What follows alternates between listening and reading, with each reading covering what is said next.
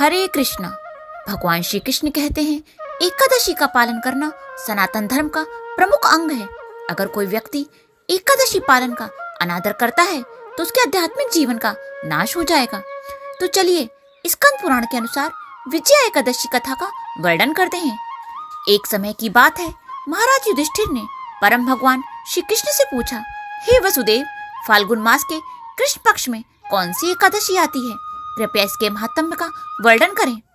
परम भगवान श्री कृष्ण ने उत्तर देते हुए कहा, हे राजन, यही प्रश्न एक समय नारद मुनि ने सृष्टि के रचयिता ब्रह्मा जी से पूछा था और आप जानते हैं ब्रह्मा जी ने उस समय क्या कहा था। चलिए मैं आपको उसकी पूरी कथा सुनाती हूँ।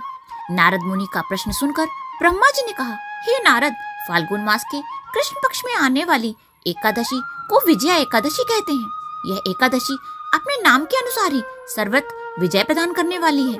यह उस समय की बात है जब भगवान श्री रामचंद्र अपने पिता के वचन को पूर्ण करने के लिए 14 वर्ष के वनवास को जाते हैं तथा अपनी पत्नी सीता और भाई लक्ष्मण के साथ पंचवटी वन में निवास करते थे। उस समय दुष्ट रावण रामचंद्र जी की अनुपस्थिति में छल पूर्वक उनकी पत्नी सीता का अपहरण करके उन्हें ले जाता है। इस बात से मानव लीला करते हुए भगवान श्री रामचंद्र बहुत व्यथित हो जाते हैं और देवी सीता को ढूंढते हुए वन वन भटकने लगते हैं। इस प्रकार सीता जी को ढूंढते हुए उन्हें पक्षीराज जटायु मिलते हैं, जिन्होंने देवी सीता को बचाने के लिए अपने प्राण दे दिए थे। जटायु द्वारा दिए गए संकेत के अनुसार रामचंद्र जी उसी दिशा में आगे बढ़ते हैं और कुछ समय पश्चात वानर राज सुग्रीव से उनकी मित्रता होती है।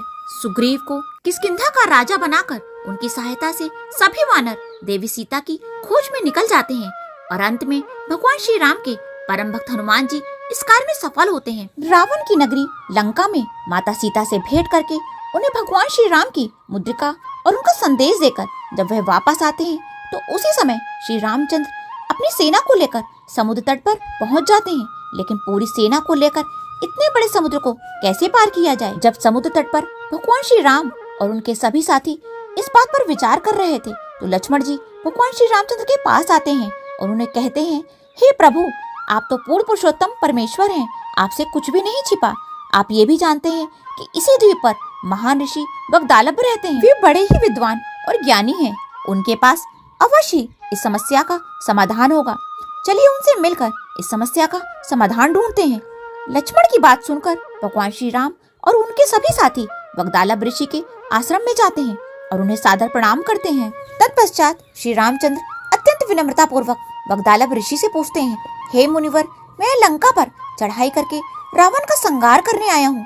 कृपया इस अथाह समुद्र को पार करने का कोई उपाय बताइए। वग्दालभ ऋषि ने उत्तर दिया, हे रघुनंदन, मैं आपको सभी व्रतों में उत्तम एकादशी व्रत के विषय में बताता हूँ, जिसका पालन करने से निश्चित ही आप रावण पर विजय प्राप्त कर पाएंगे और आपकी महिमा अनंत काल तक गाई जाएगी। हे रघुकुल नरेश, फाल्गुन मास के कृष्ण पक्ष में विजया एकादशी आती है। उसके पालन के लिए दशमी के दिन सोने, चांदी, पीतल, तांबे या मिट्टी के कलश की स्थापना करें।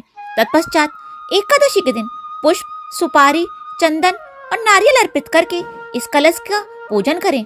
इस अवसर पर घी का दीपक अवश्य प्रज्वलित करें। अगले दिन द्वादशी पर नदी किनारे जाकर उस कलश की पुनः विधिवत पूजा करें और उस कलश को किसी ब्राह्मण को दान दे दें। हे श्री राम, इस प्रकार इस व्रत का पालन करने से आपकी विजय निश्चित होगी। इस प्रकार से वग्दालभ ऋषि के द्वारा बताए गए नियमों से प्रभु श्री राम ने विजया एकादशी व्रत का पूर्ण श्रद्धा से पालन किया और इस व्रत के प्रभाव से श्री रामचंद्र ने रावण का संहार करके लंका पर विजय प्राप्त की।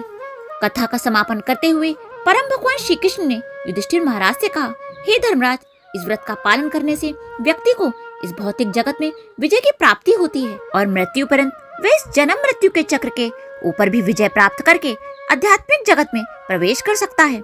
इतना ही नहीं, विजय एकादशी का कथा का पठन या श्रवण करने मात्र से ही अश्वमेध यज्ञ का फल प्राप्त होता है। दोस्तों, आपको ये कहानी कैसी लगी? इसका जवाब देने के लिए कमेंट बॉक्स में विष्णु भगवान की जय अवश्य लिखें।